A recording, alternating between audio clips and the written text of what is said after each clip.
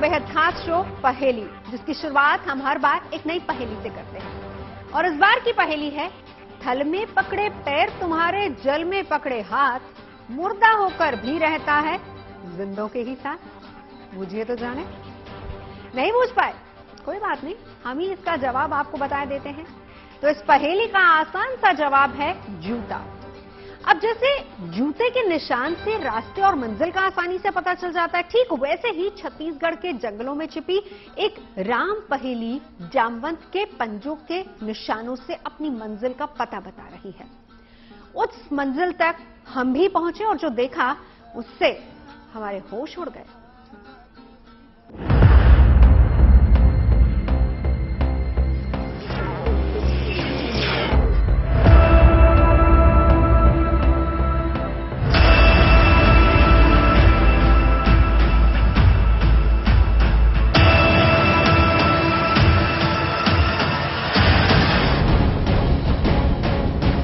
हमने भगवान शंकर के गोलाकार धाम की पहेली भी आपको दिखाई।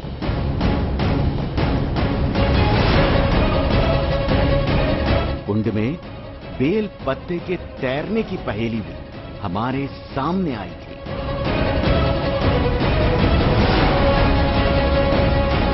हमने कुंड के नीले पानी वाली पहेली भी आपके साथ मिलकर सुलझाई।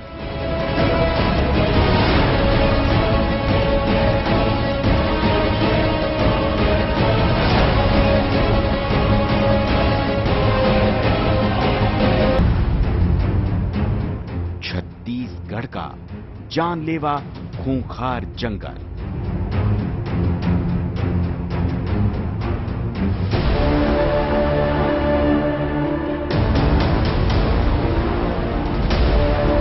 इस जंगल के बीचों बीच एक नदी बहती है।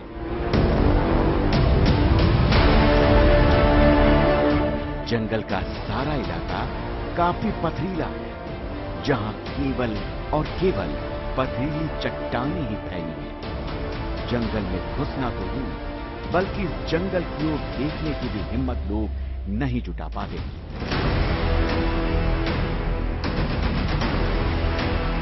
कहते हैं कि इस जंगल में ऐसे ऐसे जंगली जानवर हैं जो पल भर में अपने हमले की तेजी और बाजुओं की ताकत से किसी भी इंसान की जान ले सकते हैं।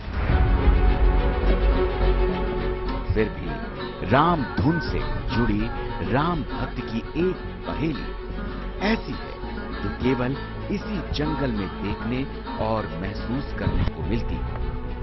इसीलिए इस जंगल के अंदर जाना जान का खतरा मोल लेने जैसा होता है।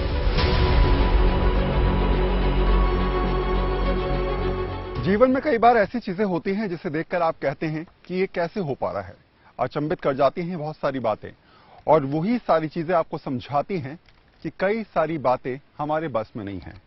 छत्तीसगढ़ के कोरिया जिले में एक ऐसी ही कहानी है जो ये समझाती है कि आखिर किस तरीके से जंगली जानवर भगवान राम की धुन पर नाचते नजर आते हैं। आखिर धुन बजते ही क्यों वो आ जाते हैं। आखिर क्या कनेक्शन है भगवान राम की उस भजन का और साथ में भालुओं का। तो चलिए इस बार पहली के इस एपिसोड में दिखाते हैं आपको किस तरीके से राम भजन पर भालू यहाँ पर नृत्य करते और झूमते हुए नजर आते हैं। हमारा सफर देश की राजधानी दिल्ली से शुरू हुआ था और हम अब छत्तीसगढ़ के कोरिया पहुंच चुके थे।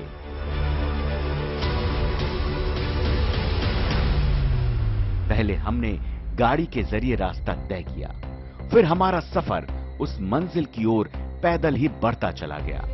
हमारा रास्ता खतरनाक था, डर जंगली जानवरों और उनके हमले का था। इसीलिए इस सफर में हमें अकेले ही आगे बढ़ना पड़ा। हमारे साथ कोई भी आने को तैयार नहीं था, और खासकर वो भी जो इस जंगल के आसपास सदियों से रहते आए हैं। जंगल की ये पहेली इस जंगल की पौराणिकता को साबित करती है। जंगल की ये पहेली रामायण के उन्हीं राम भक्तों से जुड़ी है जिन्होंने रामायण काल में हनुमान जी को उनकी शक्तियों का पता बताया था। द्वापर काल में वो ही कृष्ण से सैमंतक मणि के लिए युद्ध को उतारू हो गए थे। वो कोई और नहीं बल्कि कलियुग के जामवंत थे।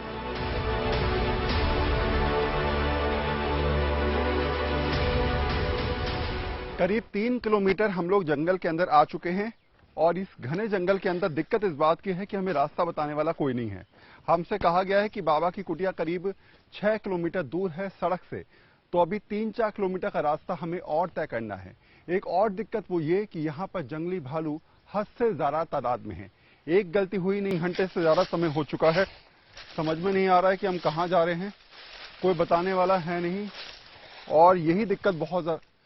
अरे वो आदमी देखो जरा, बाबा बाबा ये जंगल में बाबा की गुफा है, यहाँ पर कहाँ पर है वो? गुफा है यहाँ पास में? हाँ। कितना दूर होगा? लगभग आधा किलोमीटर। अरे है तो वो बीरवा दिखा अच्छा, दूर दिख रही है वो। हाँ। यानी सही रास्ते पे जा रहे हैं हम। हाँ। हैं? हाँ। चलिए, बाबा ने बताया है हमें कि हम सही रास्ते पे जा रहे हैं। हमें अभी यहाँ से करीब आधा किलोमीटर और चलना पड़ेगा। शायद ये ईश्वर का शुक्रिया हमें अदा करना चाहिए कि जिस तरीके से हम लोग 3 घंटे से यहाँ भटक रहे हैं, समझ नहीं आ रहा था कि क्या करना चाहिए। अब आधा किलोमीटर का सफर हमें और तय करना है। डर इस बात का लग रहा है कि जिस जंगली भालू को देखने हम यहाँ पर आए हैं, कहीं ऐसा ना हो कि वहां पहुंचने से पहले उससे हमारा सामना हो जाए।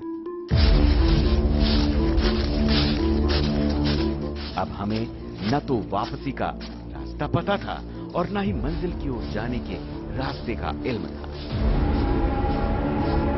यानी कि हम पूरी तरह जंगल में फंस चुके थे।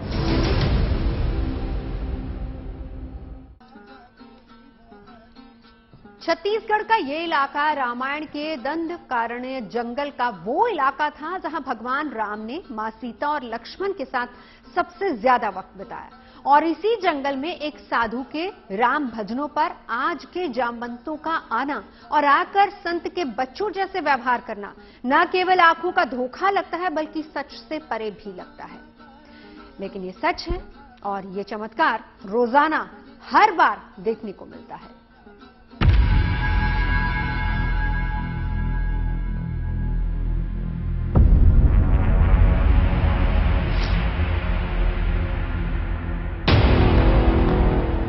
जंगल की दिशा भ्रम ने हमें चकरा दिया था। हम मंजिल की ओर आगे बढ़ना चाहते थे, लेकिन न दिशा का पता चल रहा था और न ही रास्ते का।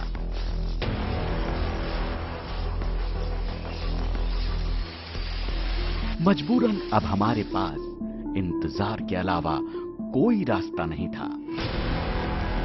कभी तो इन रास्तों से हम इसी कोशिश में थे कि कभी तो इन रास्तों से कोई गुजरे जो हमारा मार्गदर्शन कर सके। शायद हमारी प्रार्थना भगवान ने बहुत जल्द सुन ली। वो सामने दिख रही है बाबा की गुफा, ये कुटिया बनी हुई है। यहाँ पर बहुत धीरे बोलना है। हमसे कहा गया है कि जहाँ बाबा रहते हैं वहीं पर पास में भालुओं की गुफा है, इसलिए ज्यादा शोर हमको नहीं मचाना। हमें चुपचाप यहाँ से उस तरफ जाना होगा और उसके बाद बाबा से हम बात करेंगे। बहुत ही संभल कर हमें जाना होगा क्योंकि आसपास कई सारे भालुओं की गुफा है। यहाँ एक गलती हमारी जान पर बना सकती है। शांति से चलते हैं। हितेश मेरे साथ कैमरामैन जो है वो हम लोग धीरे धीरे यहाँ से आगे बढ़ेंगे। बिल्कुल शोर मचाए हमें आगे चलना होगा। गलती जरा सी जो है वो बहुत भारी पड़ सकती है हमको। ये सामने गुफा है, यहाँ देखिए हमारे अलावा कोई आपको नजर नहीं आ रहा होगा। बिल्कुल सन्नाटा पसरा हुआ है यहाँ पर, कोई आपको दूर तक नजर नहीं आएगा। केवल कुटिया में बाबा हैं, उसके अलावा कोई भी नहीं होगा। गांव वाले ने बताया था कि हम सही रास्ते पर थे, इसीलिए अब गांव वाले आदमी के बताए रास्ते पर ही हम आगे बढ़ने लगे।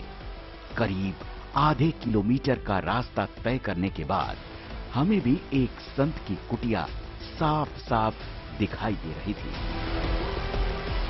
कहा गया था कि इसी कुटिया के पास ही भालुओं की उस प्रजाति जिसे रीछ कहते हैं उनकी गुफाएं हैं। इसीलिए हमें जोर से बोलने की इजाजत बिल्कुल नहीं थी। क्योंकि खतरा इस बात का था कि इस जंगल में भालू किसी भी दिशा से आकर हम पर हमला कर सकते थे। भालू की इस प्रजाति से हमें या फिर किसी भी इंसान को खतरा क्यों होता है, ये भी जान लीजिए। रीछ को स्लॉथ बियर कहते हैं। इनके नाखून 4 इंच तक लंबे होते हैं। ये नाखून काफी घातक और तेज होते हैं। ये सर्वाहारी होते हैं। सभी भालुओं में ये सबसे ज्यादा आक्रामक होते हैं। लेकिन गनीमत ये थी कि जब हम साधु महाराज की कुटिया के पास पहुंचे तो वहां कोई भी भालू नहीं था।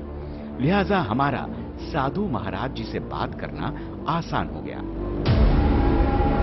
हमने संत महाराज से बात की तो पता चला कि वो 2013 से इस कुटिया में रह रहे हैं। पहले यहाँ काफी जंगल हुआ करता था, लेकिन अब जंगल कम होता जा रहा है।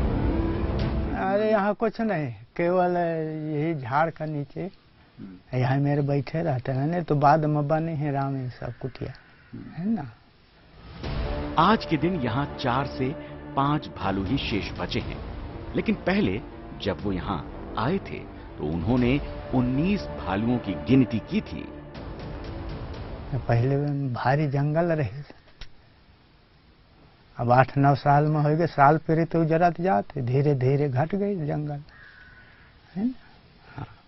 तो उस समय घना जंगल हुआ। हाँ, घना जंगल में यहाँ जब घना जंगल रहे तब है ना 20-22 मोड़ा तमाम जानवर रहते रहे। मंजिल भी हमारे सामने थी और संत की उस कुटिया में तो हम साक्षात बैठे ही थे।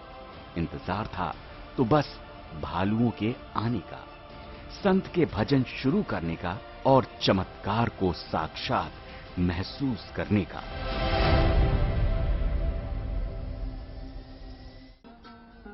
भालुओं का साधु के भजनों को सुनकर उनकी कुटिया तक आने का चमत्कार तो हमने भी अपनी आंखों से देख लिया।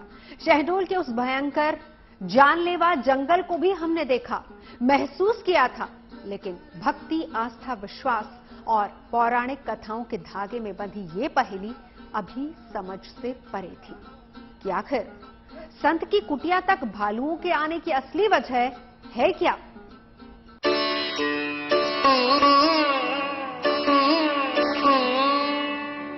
संत महाराज स्नान करके अपनी कुटिया में आ चुके थे।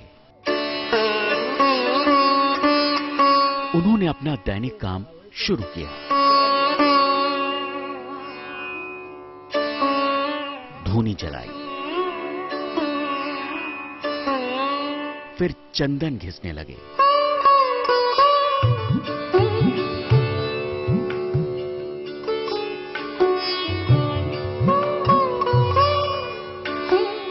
फिर अपने शरीर के अलग अलग हिस्सों में सफेद तिलक का लेपन किया।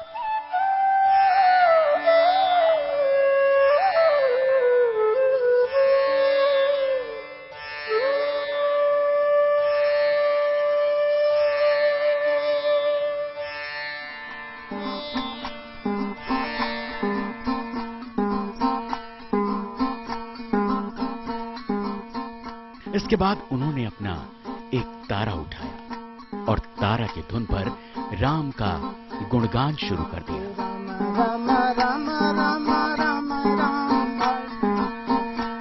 एक भजन हुआ, न भालू दिखे न भालू का बाल दिखा। लेकिन अब तो स्थानीय गांव वाले भी कुटिया की ओर आ चुके थे।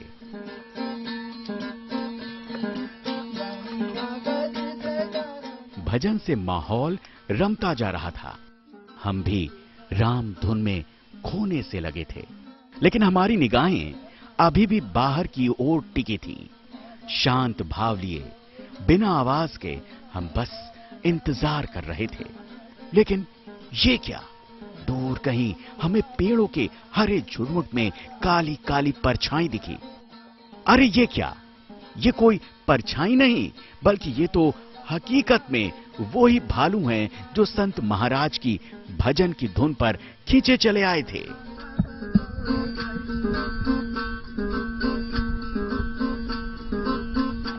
आप दूर तक देखेंगे तो आपको नजर आ रहा होगा सामने की तरफ से 2 भालू आ रहे हैं और यहाँ पर लोग बैठे हुए इंतजार कर रहे हैं। हमें बिल्कुल भी नहीं बोलना है, चुपचाप रहना है और चुपचाप भी देखना है कि वो कैसे यहाँ पर नजदीक आएगा।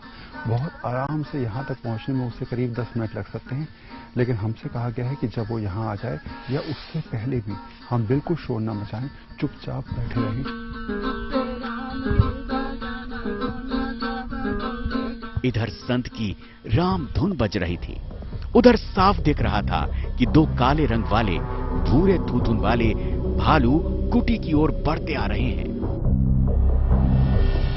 बिना किसी संकोच के, बिना किसी भय के, जैसे एक भक्त आस्था के भाव में झूमता हुआ आगे बढ़ता है, बिल्कुल वैसे ही दोनों भालू संत की कुटिया की ओर बढ़ रहे थे। कुटिया और भालुओं के बीच की दूरी जितनी कम होती जा रही थी, हमारा रोमांच उतना ही बढ़ता जा रहा था। मां भालू की पीठ पर किसी सवार की तरह शावक मां को पकड़े था और मां लगातार बढ़ती आ रही थी। लेकिन यहां एक नहीं, बल्कि यहां तो 4 भालू थे। एक भालू तो अपनी मां की पीठ पर सवार था। मां भालू की पीठ पर सवार शावक मां को पकड़े हुए लगातार अपनी मां के साथ कुटिया की ओर बढ़ रहा था।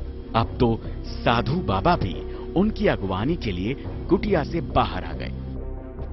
लेकिन ये क्या, अचानक ही सभी भालुओं ने वापसी का रास्ता ले लिया। शायद वो संत की कुटिया में इतने इंसानों को देखकर असहज हो गए थे। शावक भी अब मां की पीठ से उतरकर जमीन पर खेलने लगा था। तब बाबा भी मां और बेटे के पास तक खुद ही बढ़े चले। जो है बाबा कितने पास जा रहे हैं इस समय भालू के।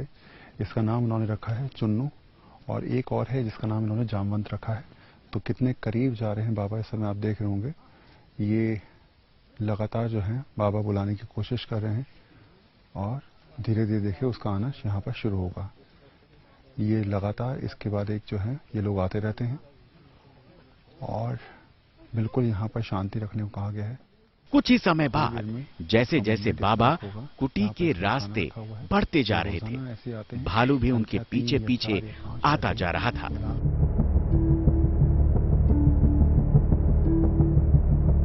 आखिरकार मां बेटे दोनों ही संत की कुटिया तक पहुंच चुके थे। बाबा दोनों को ही पानी पिला रहे थे, वो भी अपने हाथों से। सब कुछ हो रहा था बस हमारी कुछ ही फीट की दूरी पर।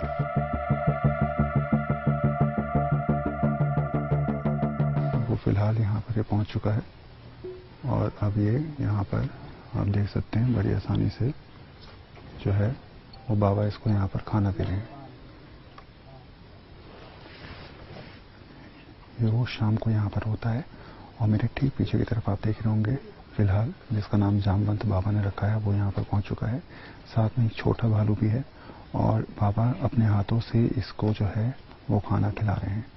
हम सब बिल्कुल चुप रहने को कहा गया है, इसलिए हम चुपचाप आपको ये समझाने की कोशिश कर रहे हैं कि इस तरीके से ये वो जंगली जानवर हैं जो इंसान को देखकर बिल्कुल एग्रेसिव हो जाते हैं, लेकिन उसके बाद भी किस तरीके से यहाँ पर आने के बाद ये बिल्कुल शांत हो जाते हैं।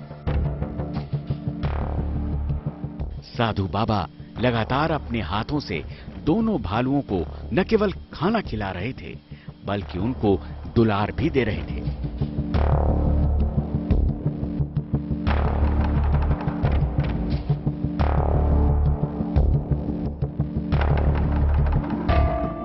चंद मिनटों बाद ही मां अपने जंगल के रास्ते की ओर मुड़ चली। तुरंत ही शावक भी मां की पीठ पर कूदकर चढ़ गया।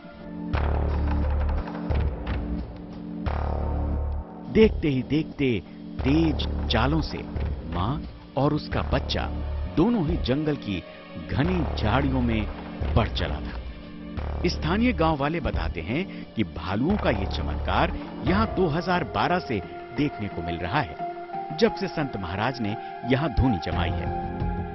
आप इसे देखते रहेंगे, आपको पता नहीं चलेगा कब पलक झपकते ही ये गायब हो गया। ऐसे 2 भालू हमने आपको भी दिखाए लगातार यहाँ पर भालू को आने का सिलसिला चलता रहता है। शाम 6 बजे से लेकर 8 बजे तक तमाम भालू आते हैं। ऐसा लगता है जैसे वो बाबा को जानते हैं, बाबा को पहचानते हैं और यहाँ पर आसानी के साथ बाबा के साथ भोजन करते हैं, उनके हाथों से भोजन खाते हैं और चले जाते हैं। हमें खुद अपनी आंखों पर यकीन करना मुश्किल था, क्योंकि चिड़ियाघर में तो जानवरों के साथ ट्रेनर और सपोर्टिंग स्टाफ होता है, लेकिन यहाँ तो देखने को यही मिल रहा था कि भालू जंगल से आते हैं और जंगल में फिर वापस कहीं खो जाते हैं। घना जंगल पार कर हम जंगल पहुंचे थे। जंगल में साधु बाबा की कुटिया तलाशी थी। कुटिया में संत का भजन सुना था। भजन की धुन पर 1-2 नहीं बल्कि 4-4 भालुओं को संत की कुटिया तक आते देखा था। मां और शावक को संत के हाथों से खाना खाते देखा, पानी पीते देखा। कोई कहता है कि भालू रोजाना खाने की तलाश में संत की कुटी तक आते हैं, लेकिन इस बात में हमें दम नजर नहीं आया, क्योंकि जंगली जानवरों का इंसानों से इस कदर की आत्मीयता और प्यार हो जाना थोड़ा असंभव सा लगता है। कोरिया के जंगल की एक राम पहेली आज भी यही कहती है कि वो संत जब राम धुन शुरू करते हैं तो इलाके के जामवंत धुन पर खींचे चले आते हैं और हर बार त्रेता युग के राम राज्य की कल्पना को साकार कर जाते हैं। कोरिया के जंगल से वरुण सिन्हा की रिपोर्ट।